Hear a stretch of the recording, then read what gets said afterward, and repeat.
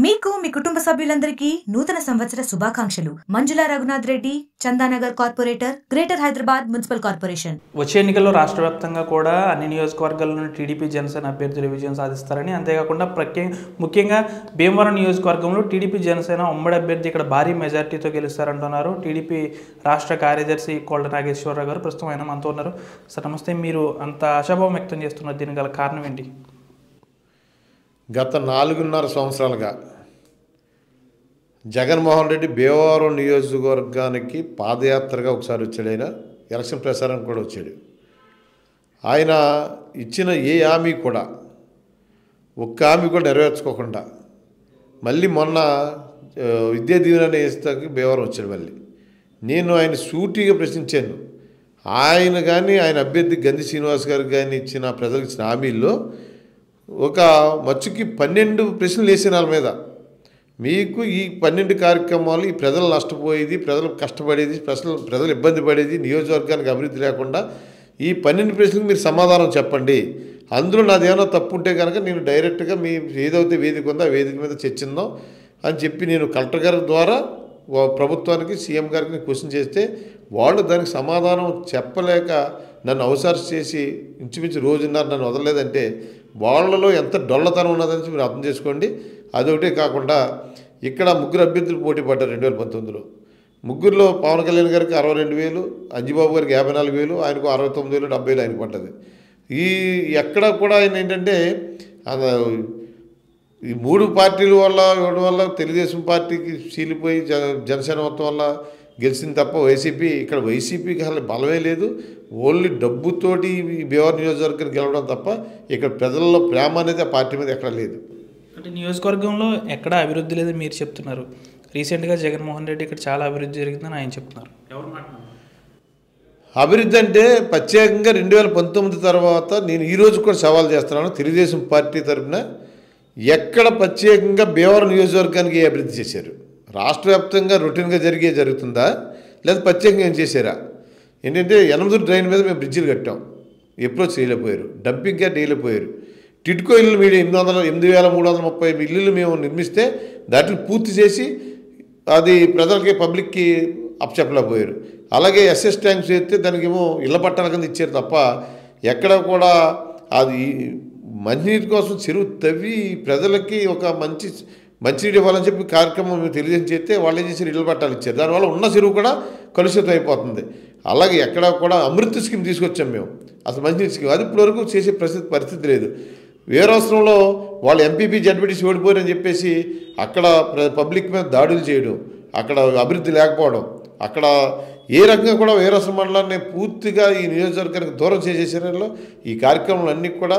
అలాగే 8 డ్రైను కలుషితం అయిందని చెప్పేసి మేము ఆ రోజుల్లో పీతాన్ సత్యనారాయణ గారు మంత్రిగా ఉండగా 100 కోట్ల రూపాయలు మేము దానికి కేటాయించి శుద్ధి చేయడానికి ఒక ప్లాన్ని ఏర్పాటు చేస్తే దాన్ని పూర్తి చేయకుండా తెరమరుగు చేశారు. అలాగే ప్రతి కార్యక్రమం వాళ్ళు చేసింది ఏమీ లేదు.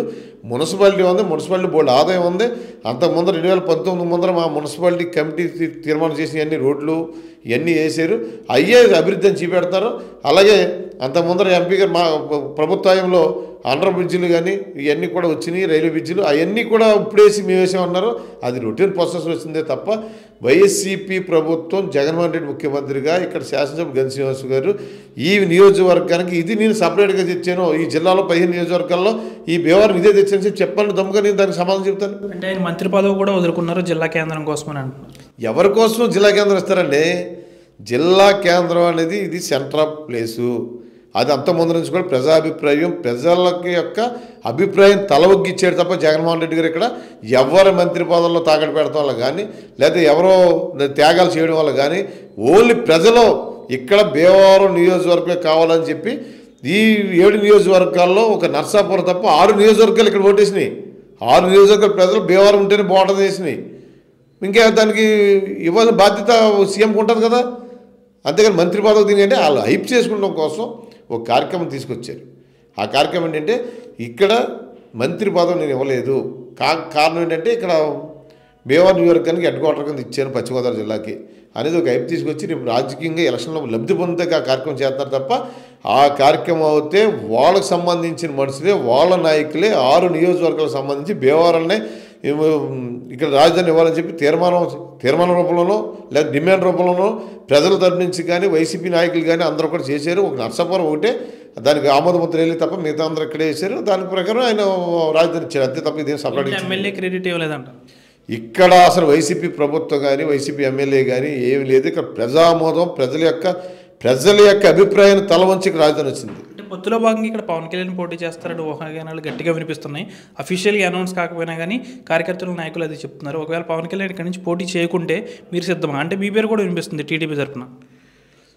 తెలుగుదేశం జనసేన పొత్తు నారా చంద్రబాబు నాయుడు గారు పవన్ కళ్యాణ్ గారు చాలా ఓపెన్ మైండ్తో ఈ రాష్ట్ర 5 కోట్ల మంది ప్రజలను కాపాడాల్సి వచ్చినప్పుడు 2 పార్టీలు త్యాగం చేయాలి. ఎందుకంటే ఓటు అనేది ప్రజా వ్యతిరేక ప్రభుత్వ వ్యతిరేక ఓటు విడిపోకుండా ఉండాలని చెప్పి పవన్ కళ్యాణ్ గారు ఒక నిర్ణయం తీసుకున్నారు. దానికి మాకు మద్దతు ఇవ్వడం జరిగింది. చంద్రబాబు నాయుడు కూడా అంతే భావంతుడు ఆయన్ని కలుపుకుంటున్నారు.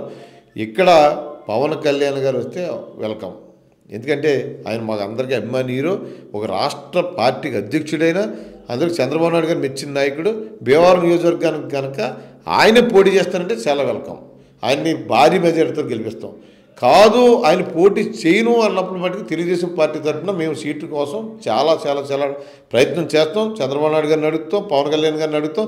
భీమవరం తెలుగుదేశం పార్టీకి సీటు ఇవ్వండి, ఇక్కడ ఓటు బ్యాంక్ అంతా తెలుగుదేశం పార్టీకి బాగుందని చెప్తాం. అందులో ఒకవేళ వాళ్ళిద్దరూ కలిపి అలా కాదు ఈ పలానా అభ్యర్థిని పోటీ చేస్తాడు పలానా వాళ్ళకి చేయమన్నప్పుడు కూడా మేము ఇబ్బంది లేదు. నేనైతే చెప్పిన వాళ్ళకి 3 పార్టీలు విడివిడిగా పోటీ చేస్తాయన్నప్పుడు కూడా తెలుగుదేశం పార్టీ తరఫున అభ్యర్థిని నేను పోటీ చేస్తానని చెప్పాను. ఇప్పటికి అదే మాట మీద కట్టుబడి ఉన్నాను. ఎందుకంటే ఇప్పుడు 2 కలిసి అంటే నా 34,000 మేర మన పవన్ కళ్యాణ్ కాబట్టి 56,000 వస్తుంది, నాకు అయితే 30,000 మేర వస్తుంది. ఈ టైంలో ఏంటంటే పవన్ కళ్యాణ్ కాకపోతే కనుక తెలుగుదేశానికి సీట్ ఇమ్మని చెప్పి అది నాకు ఇమ్మని చెప్పి నేను కూడా కోరత మట్టుకి వస్తుంది. ఇంతకుముందు మీరు ఏమైనా అడిగిన ప్రయత్నం చేశారా చంద్రబాబు నాయుడు కలిసినప్పుడు? చంద్రబాబు నాయుడు గారి దగ్గర మొత్తం నా డేటా కానీ అందరూ భీమవరం నియోజకవర్గంలో తెలుగుదేశం పార్టీకి ఆల్రెడీ ఇంతకుముందు రాజ్యసభ మెంబర్ ఒక ఆవిడ చేసింది, జిల్లా అధ్యక్షుడు ఉన్నారు సీతారామరాజు గారు, అంజిబాబు గారు 10 సంవత్సరాలు ఎమ్మెల్యే చేసిన ఆయన ఉన్నారు. అలాగే వాళ్ళిద్దరు సీనియర్స్ వాళ్ళకి ఛాన్స్ ఇచ్చాం ఒకవేళ ఫ్యామిలీలు ఎవరైనా పెట్టుకుంటారంటే. కాకపోతే కనుక నేను పోటీ చేయడానికి గంధి శ్రీనివాస్ మీద ఏ రకంగా కూడా తగ్గే ప్రసక్తి లేదు. భీమవరాన్ని తెలుగుదేశం జనసేన పోటీ చేసి గెలిచి మరి వాళ్ళిద్దరికీ కానుకిస్తామని చెప్పి మేము చెప్పాం. ఏదేమైనప్పుడు కూడా వైసీపీ ప్రభుత్వం అధికారంలోకి వచ్చిన తర్వాత భీమవరం నియోజకవర్గంలో ₹1 కూడా అభివృద్ధి జరగలేదు. గత టీడీపీ ప్రభుత్వంలో జరిగిన అభివృద్ధి మాత్రమే ఇక్కడ కనిపిస్తుంది.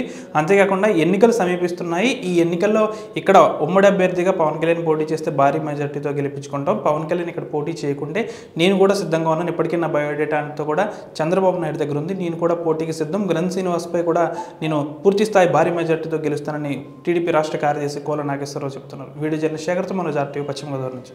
మరిన్ని వీడియోస్ కోసం ఛానల్ ని సబ్స్క్రైబ్ చేయండి, లేటెస్ట్ అప్డేట్స్ కోసం వాట్సాప్ ఛానల్ ని ఫాలో చేయండి అండ్ లింక్ డిస్క్రిప్షన్ లో ఉంది.